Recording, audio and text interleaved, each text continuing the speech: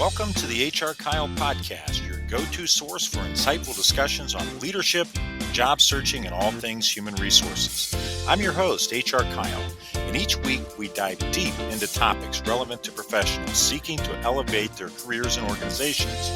Whether you're a seasoned leader, a job seeker navigating the ever-changing landscape of employment, or an enthusiast looking to stay ahead of the curve, this is the podcast for you.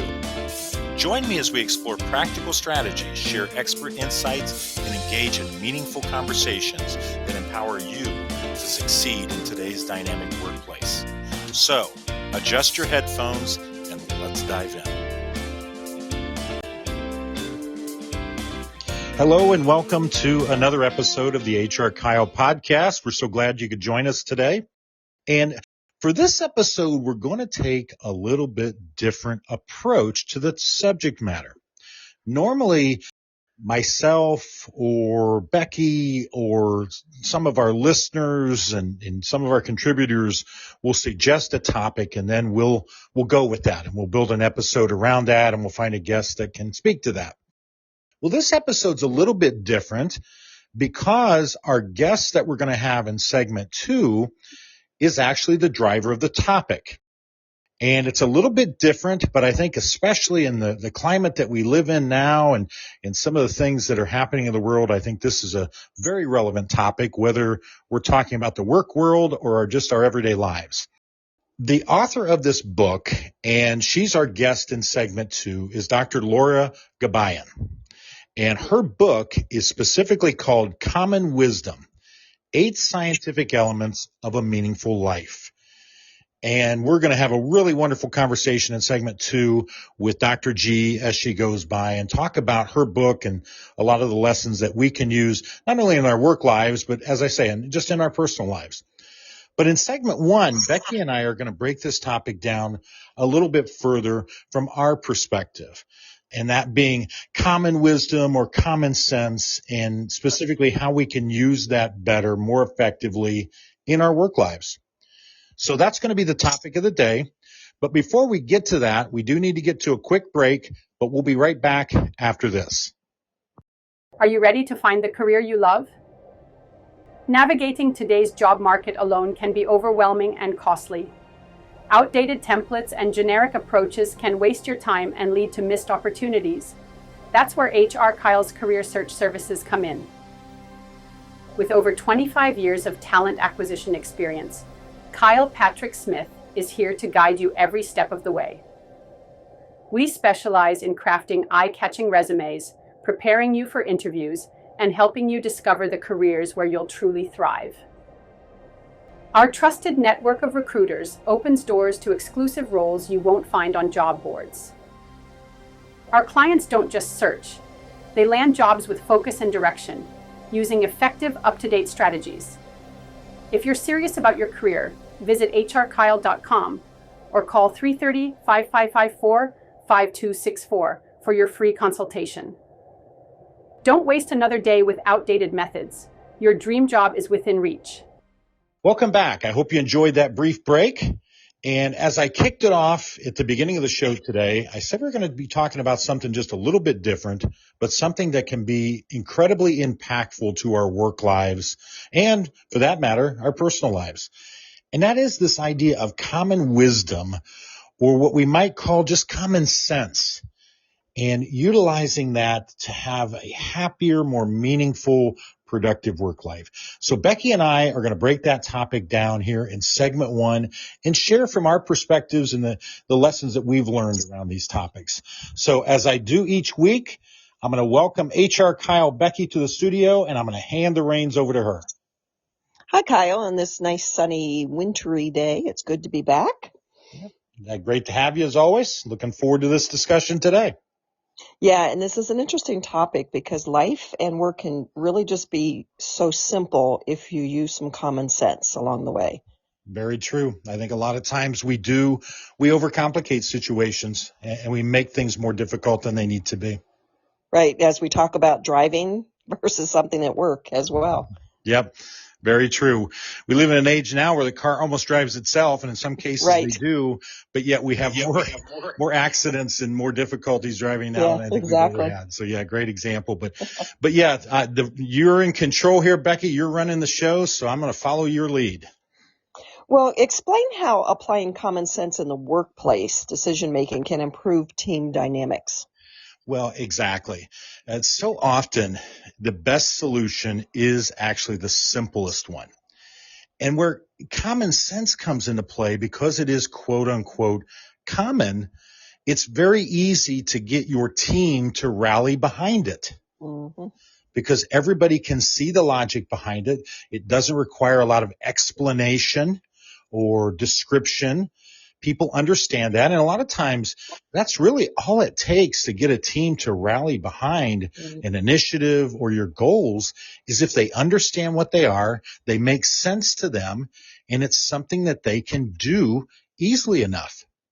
Right. And that goes along with just fostering a more content and collaborative environment. Absolutely. The simpler we can make our lives, I don't think I'm saying anything radical here, the better and happier we will be. Where our lives become unhappy and difficult and complicated is when we make them complicated, and especially in circumstances where it's really not necessary. Right. Well, talk to us about practicing kindness and humility, and how does that build a positive workplace culture? Well, exactly. And there's an old saying, but it's as true now as it's ever been. We may not remember a person's name, but we'll always remember how they made us feel. Yep. And if you've ever been around someone that made you feel terrible and just beat you down and was degrading, you're going to remember that person. Again, you may not remember their name, but you're sure going to remember all that. And by the same token, and in a better way, if you have a boss or a leader that you found that no matter the circumstance was kind and was understanding and was reasonable and level-headed and utilized that common sense, you're going to remember that. You're absolutely going to remember that. Right. And that's true. In my 40 years in education, I've had many principals. Definitely can remember the 2 or 3 that used kindness and trusted me to work in the way I was supposed to work. Yep. And I'm going to take a leap of faith here. I'm going to bet that those are the times that you feel like you did your best work. Yes, definitely. Yep. Because I don't know if I've ever spoken to anybody. I've spoken to a lot of employees. I don't think I've ever had an employee come up to me and say, that boss is abusive and I'm doing the best work I've ever done. Right. Nobody's ever Exactly. said that. It hasn't happened. But I've had plenty of people come up to me and say, so-and-so is a great boss because they listen to me. They're kind. They try to understand my circumstance. Yes, I know we have work to do, and they make that clear to me, but they also try to work with me to make sure that we're effective, and I feel like I'm heard, and they say good morning and all those other little things. Because one of the complaints that I hear about bosses sometimes, and this is not an exaggeration, they don't say hello. They don't say good morning. They don't check in on me. They don't ask how the holiday was or the weekend was. All these little things. That's kindness. That's what kindness is. Being kind is caring about another person legitimately. Right. That's kindness. And in looking in other directions as well, then how can the leaders use this common wisdom to navigate workplace challenges like conflict resolution, fostering inclusion, and that promotes that collective well-being? Yeah, great question. A lot of it comes down to just looking at making a reasonable point. So in other words, so many of these things that we talk about, we act like they're radical concepts. Let's be inclusive and let's get people on board with this. There's nothing radical about that. I mean, that just makes good business sense. Companies that are good at that are better operated. They're more profitable. They're more successful. So again, what you do is you appeal to individuals' reasonableness. What sounds reasonable to them? What are they going to understand? So many times it's the simplest things. So it's, hey, if we're going to see a profit for this month, these are the things that need to happen, X, Y, and Z. Well, everybody gets that. Right. No matter what your role is, you're going to understand that. If you're talking to your sales team, and again, not to oversimplify it, but sometimes it comes down to this. Okay, guys, we got 3 weeks left in the quarter. If we're going to meet our goals, here are the things that need to happen. It's this, that, and the other. People understand that. Right. Don't And overcomplicate it. for you and I, it comes quite naturally. But what if you have a leader where this doesn't come naturally to them? Well, for one, I hesitate to call that person a leader, True. because to be a leader, you need to be able to relate to the people that you lead. And one of the best ways to do that is realize that you're there for them, not vice versa. Mm-hmm. And as a leader, if you just start to approach your interactions with your team from that perspective, meaning I'm here for you. What do I need to do for you? I know what the goals are, team, but what Right. do I need to do for you to help you achieve those goals individually and for us to do it as a team? Right. And you hear the idea of servant leadership and all that. I don't know if I necessarily go that far sometimes. I think we can get carried away with those catchy terms. But I do firmly believe that as a leader, you're the keeper of the goals. Mm-hmm. So that's what you're judged against. And the way that you achieve those goals is by leading your team to collectively work towards that. And the way that you do that is you find out how can you make them the most successful. Right. And just a thought too, or suggestion for those type of leaders, it doesn't come naturally. I mean, you may have to just sit in your car for, a few seconds, minutes when you get there to work and put on that face. Yep. And realize that that is your job to lead. Yep. Yeah. I mean, there's the classic statement, but it's true. Sometimes you got to fake it till you make it. I was going to say that. Yes, exactly. And that's okay. And, it's okay too, as a leader, to admit to your team, sometimes I'm just not very good at this, but I'm sure working on it. And people will appreciate that. Mm-hmm. If you make a mistake, or if you say the wrong thing or do the wrong thing, but you quickly catch yourself and say, you know what? Shouldn't have done that. That's not how we want to be here. That's not how I want to be. I'm going to work on that. People aren't going to have less respect for you for doing that. They're actually going to have more respect for you. Right. So be honest with your team and say, I know this is how we can be successful. I'm working on this. I'm working on my mindset so that I do come to it from the standpoint of what do I need to do to make you successful. There are times I'm going to slip up and I'm going to lose track of that. But if we both stay accountable to each other, we can get there. Right, and this just returns to our topic of leading with common sense. Yeah, exactly. You know what the biggest driver of common sense as a leader is? How would I want to be led? Right. If you want your boss to give you freedom, allow you to make decisions, trust that you're using your time well, be there when you have questions or when you need hurdles removed, then that's the kind of leader you need to be. Exactly. And that's where the common sense comes in. Don't overthink this. If you want to be a great leader, ask yourself how someone can be a great leader for you. Right. And then replicate that. Exactly. Well, let's just kind of finish up here and talk about ways that can be simple, common sense practices, like clear communication, recognizing employee efforts. I mean, how does that create a happier, more productive workplace?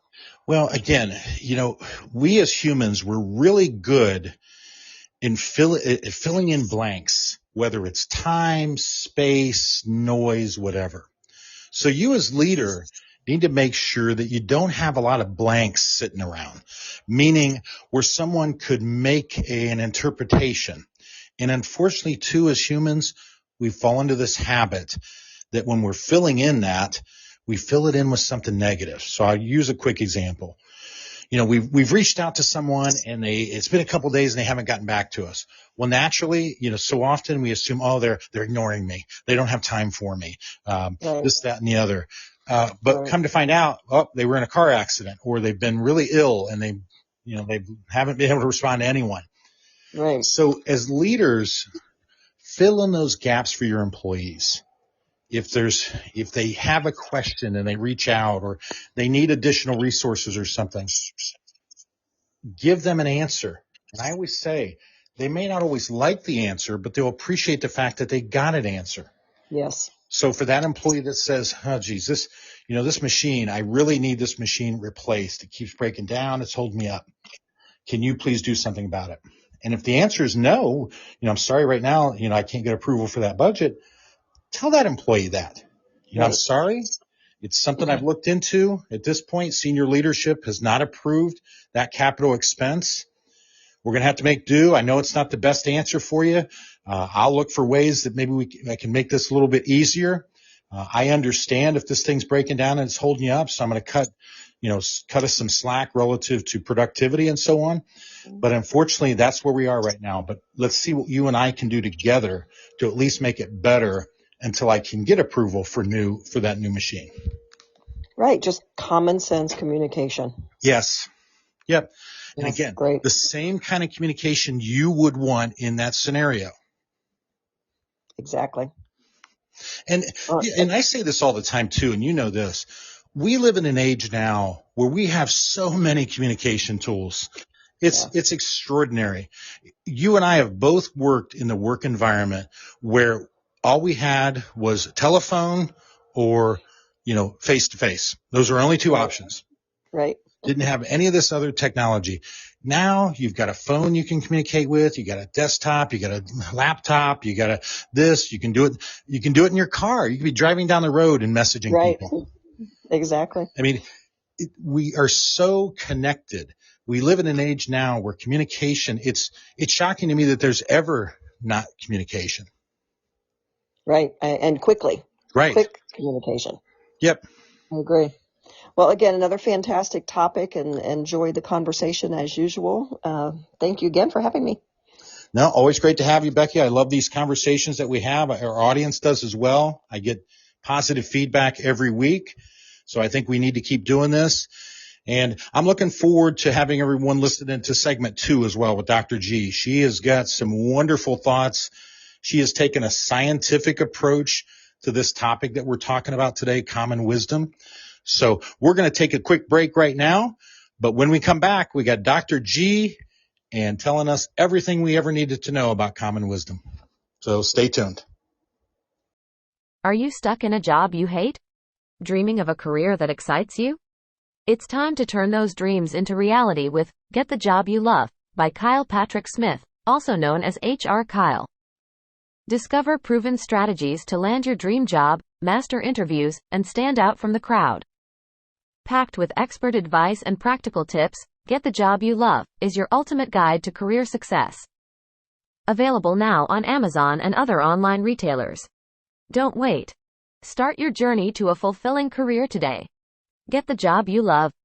Because you deserve a job you love. Greetings, I'm Kyle Smith, and I'm here to offer you a speaking experience that goes beyond the ordinary. With a rich background in leadership, HR, and personal development, I bring a unique blend of expertise and passion to every presentation. Whether it's Leadership Unleashed, well-being at work, or career mastery, I delve into topics that empower individuals and organizations to reach their fullest potential. What sets me apart? Proven expertise, an engaging delivery style, and actionable insights that drive positive change. But here's the kicker. I don't just offer a one-size-fits-all approach. I customize my content to meet the specific needs and goals of your event.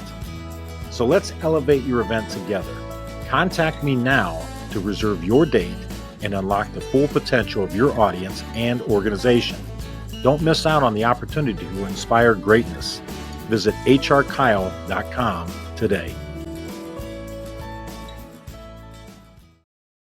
Hello and welcome to segment 2 of the HR Kyle podcast. Again, I'm your host, HR Kyle.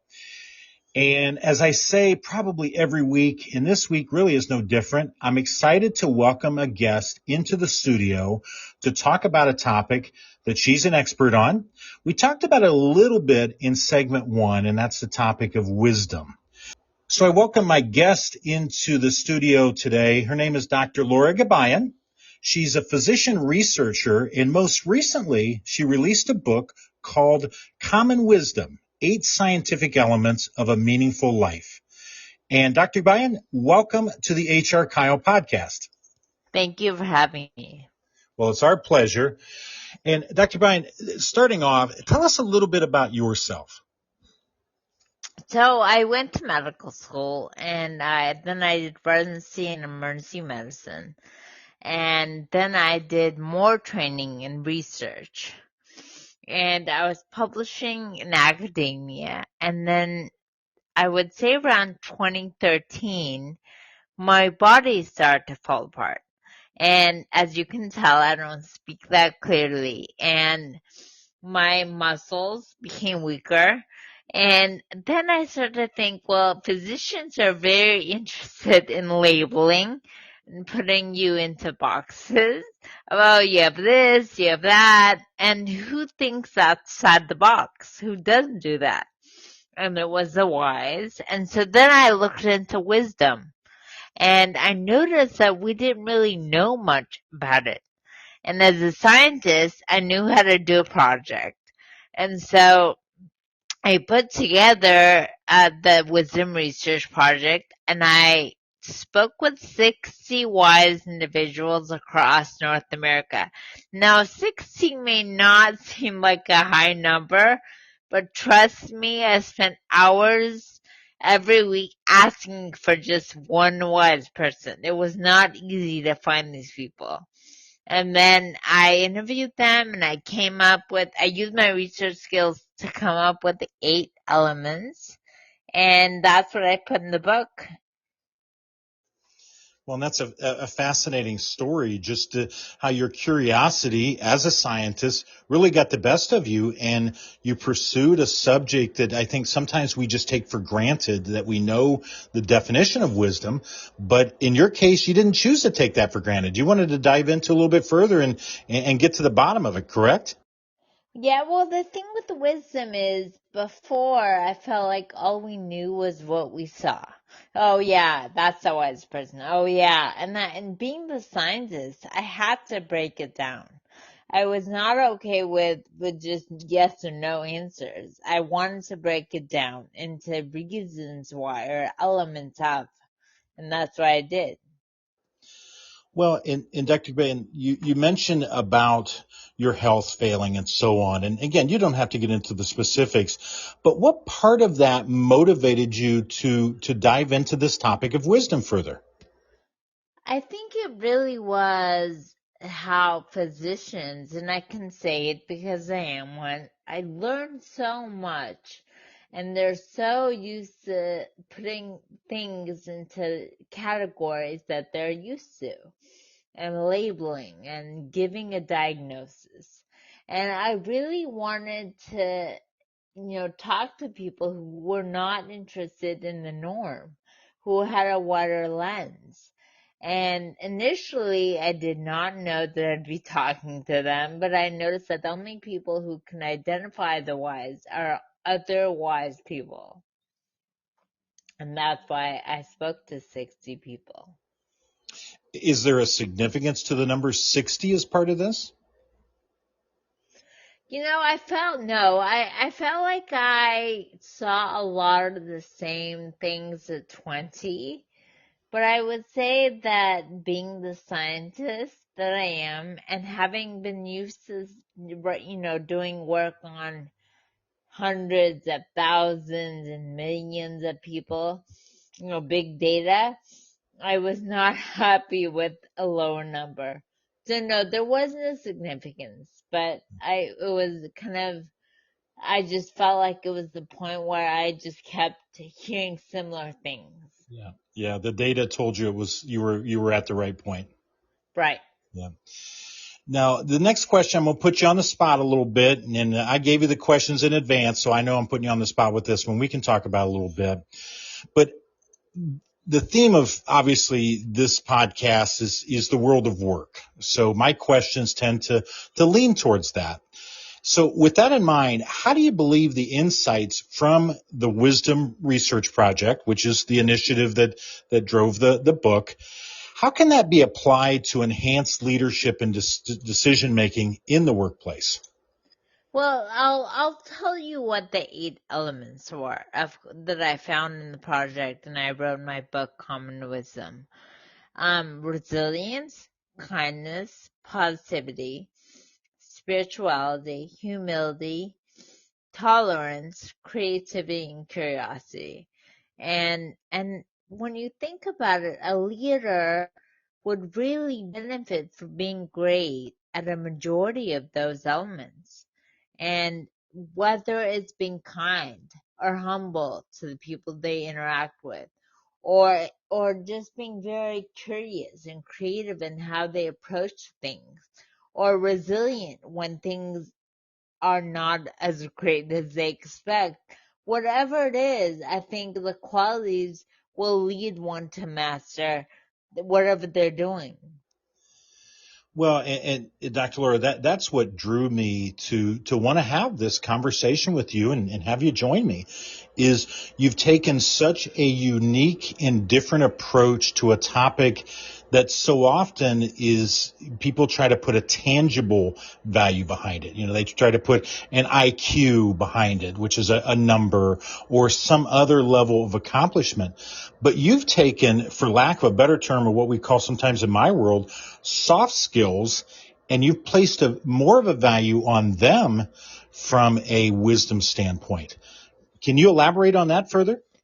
Yes, it's funny because it's fair. You said soft skills, but it's kind of approaching an age-old topic with very rigorous scientific methods, and that's what I use to kind of arrive at the 8.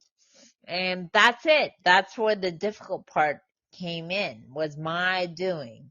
Outside of that, the book, that's the Common Wisdom, talks about these 8, and it's easy to read.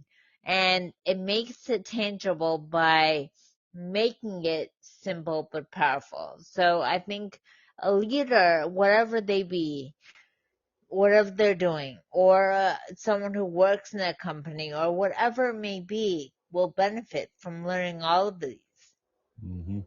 Well, and I think as you, a point that you made to me offline is there really isn't one of these elements that you can single out and say, okay, if you're really good at this one, this will lead to good leadership.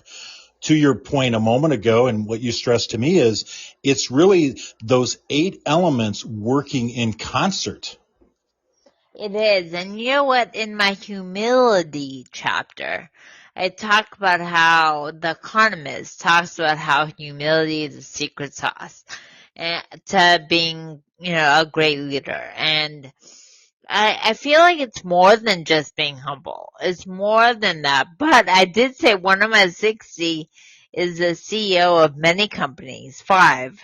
And he talks about how and I talk about him in the humility chapter. His name is Tom. And when he talks about how when you're leading a company, it's really important to think of yourself at the bottom of a triangle, not the tippy top, but at the bottom. And that way you're kind of able to connect with people more and learn and lead to success. So I do think they are interrelated. I don't think humility is the only factor. And I do think it's really important to kind of get a feel for what you're good at and what you're not.